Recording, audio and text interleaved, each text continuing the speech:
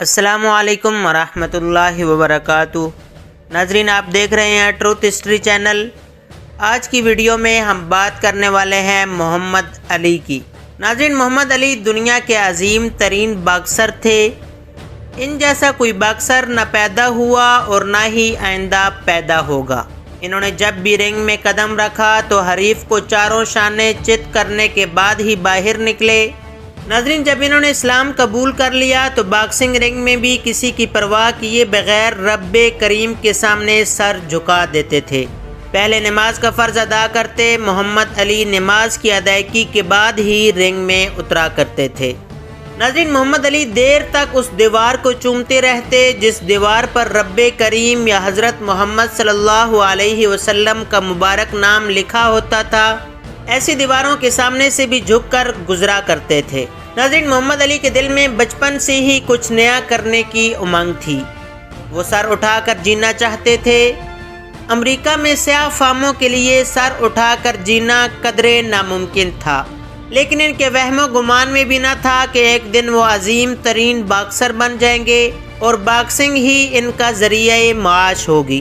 ناظرین، محمد علی بھی دوسرے سیاہ فاموں کی طرح کسی اچھے بزنس کی تلاش میں تھے، اسی لیے 12 برس کی عمر 1954 عیسوی میں وہ سیاہ فاموں کو برگر، سموسے اور پاپ کارن کا بزنس سکھانے کے لیے لوئس ویل میں بلائے گئے۔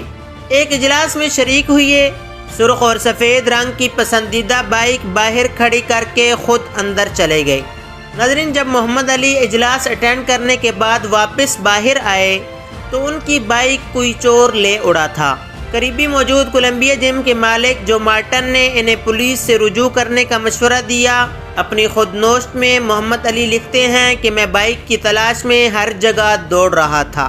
بائک تو نہ ملی، لیکن کہیں دور کسی رنگ میں ہونے والے باکسنگ میچ کی آوازیں ضرور سنائی دیں۔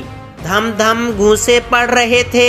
میں باکسنگ رنگ کی جانب لپکا، یہ آواز میرے دل کو اس قدر بھائی کہ میں بائک کو بھول گیا۔ ناظرین، جب محمد علی اس باکسنگ جم میں پہنچے تو مارٹن نے اس کا کندھا تھپ تھپاتے ہوئے کہا، کوئی بات نہیں، یہاں تو روزانہ ہی باکسنگ کا میلہ لگتا ہے۔ ہر سوموار سے جمعہ تک 6 سے 8 بجے تک متعدد باکسرز یہیں ہوتے ہیں۔ اگر آپ بھی باکسنگ کھیلنا چاہتے ہیں تو یہ رہا فارم۔ ناظرین، محمد علی داخلہ فارم پر کر کے رنگ میں داخل ہو گئے۔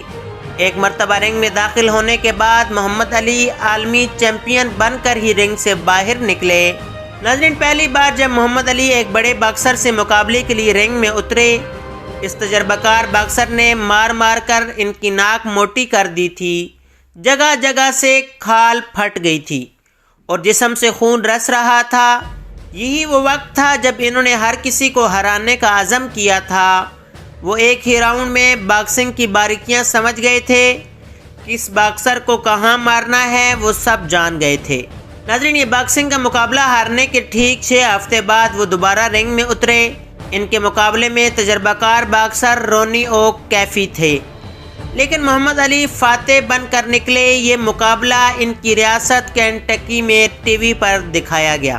شہر بھر میں ان کے نام کا ڈنکا بجنے لگا۔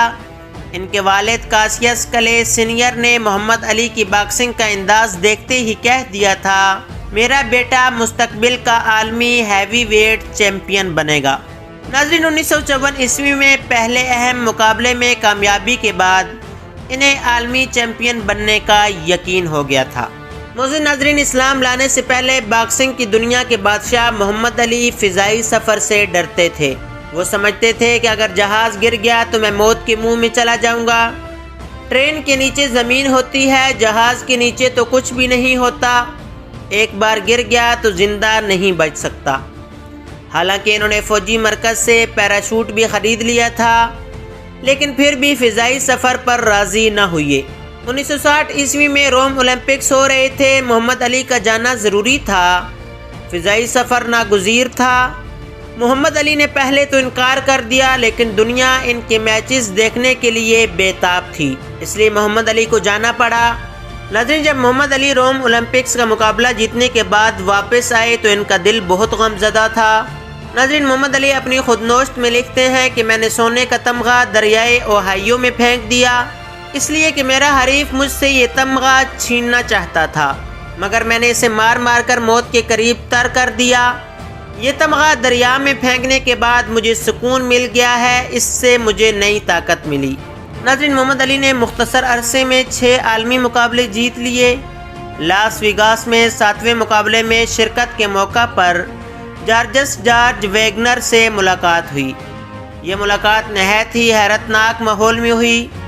جارجس نے رنگ میں اعلان کیا کہ اگر باکسر محمد علی مجھے ہرا دے تو میں رنگ میں گھٹنوں کے بل چلوں گا اور ٹینٹ کرا لوں گا۔ مجھے ہرانا ناممکن ہے، میں ہی دنیا کا سب سے بڑا فائٹر ہوں۔ لیکن یہ بات مذاق میں کی گئی تھی۔ باکسر محمد علی بھی ان سے ملنا چاہتے تھے۔ دونوں کی یہ ملاقات زبردست رہی۔ باکسر محمد علی کو یہ واقعہ دیر تک یاد رہا۔ ناظرین، محمد علی نے ہنری کوپر کو چیلنج دیا کہ وہ اسے چند ہی راؤنڈز میں ہرا دے گا۔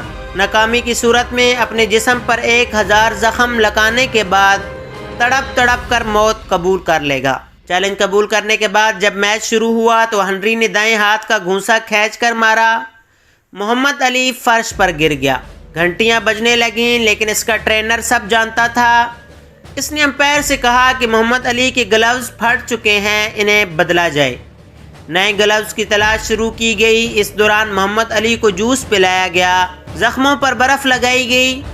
گلوز تو نہ ملے، لیکن کچھ دیر بعد مقابلہ دوبارہ شروع ہو گیا۔ جو ہی گھنٹی بجی، محمد علی شیر کی مانند لپکا، ایک ہی گھونسے میں ہنری کوپر کو زمین پر ڈھیر کر دیا۔ اب خون بہنے کی باری ہنری کی تھی۔ ہنری ایک گھونسا کھانے کے بعد دوبارہ نہ اٹھ سکا۔ ناظرین، اسی طرح 1963 عیسوی میں سونی لسٹن اور فلائیڈ پیٹرسن آمنے سامنے تھے۔ ناظرین، جب محمد علی نے لسٹن کو لاس ویگاس میں دیکھا تو چلایا، اس بدھے گینڈے کو دیکھو، یہ تو کچھ بھی نہیں کر سکتا۔ یہ سنتے ہی لسٹن نے ڈائس کو نیچے پھینک دیا۔ محمد علی کی جانب لپکا اور دھمکی دی، اگر تم 10 سیکنڈ کے اندر اندر یہاں سے نہ بھاگے تو میں زبان گدی سے کھینچ کر گٹر میں پھینک دوں گا۔ محمد علی وہاں سے نکل آیا، کیونکہ وہ اس قسم کی لڑائی نہیں چاہتا تھا۔ وہ تو رنگ کا ماسٹر تھا، رنگ میں ہی جوہر دکھانا چاہتا تھا۔ لہذا موقع پاتے ہی لسٹن کے گھر واقع ڈینور محمد علی پہنچا، جہاں دونوں میں عالمی مقابلہ کرنے کا معاہدہ طے پایا گیا۔ رنگ میں لسٹن کو 22 سالہ محمد علی سے مقابلہ کرنا تھا۔ طے شدہ پروگرام کے مطابق وہ لسٹن کو آسانی سے ہرا کر دنیا کا سب سے بڑا ہیوی ویٹ باکسر بن گیا۔ ناظرین، 36 مقابلوں میں سے لسٹن نے ایک ہی ہارا تھا، وہ بھی محمد علی سے۔ محمد علی نے اس مقابلے میں لسٹن کو مار مار کر اس کا جبڑا توڑ دیا تھا۔ ناظرین، جب محمد علی مسلمان نہیں ہوا تھا تب بھی اس کی دلچسپی اسلامی تعلیمات میں بڑھتی جا رہی تھی۔ 1959 عیسوی میں نسلی تعصبات کے بعد اسلامی تعلیمات کا مطالعہ عروج پر تھا۔ وہ یہ سمجھ گیا کہ عالمی مسائل کا حل صرف دین اسلام کے پاس ہے، لہٰذا 1961 میں مسلمانوں کو کیمپوں میں جانے کا موقع ملا۔ لہٰذا محمد علی کو 1961 عیسوی میں مسلمانوں کو کیمپوں میں جانے کا موقع ملا۔ ان کیمپوں میں شرکت کرنے سے اسلام سے مزید آگاہی حاصل ہوئی۔ ناظرین، محمد علی ذہنی طور پر 1961 عیسوی میں اسلام قبول کر چکا تھا۔ ناظرین، اس کے بعد جب محمد علی نے مزید اسلام کے متعلق مطالعہ کیا تو اس کا ذہن کھل گیا اور وہ دین اسلام کی طرف آ گیا اور اسلام قبول کر لیا۔ ناظرین، اس کے علاوہ آپ کو ایک اور دلچسپ بات بتاتے چلیں کہ امریکی حکومت کی پوری کوشش تھی کہ باکسر محمد علی فوج میں بھرتی ہو کر دشمنوں کا قتل عام کرے، لیکن محمد علی کہتا تھا کہ جب میں 5 وقت کی نماز پڑھتا ہوں تو امن کی دعا کرتا ہوں، تو میں کیسے کسی کا خون کر سکتا ہوں؟ اس اعتراض پر امریکی فوج سخت برہم ہوئی۔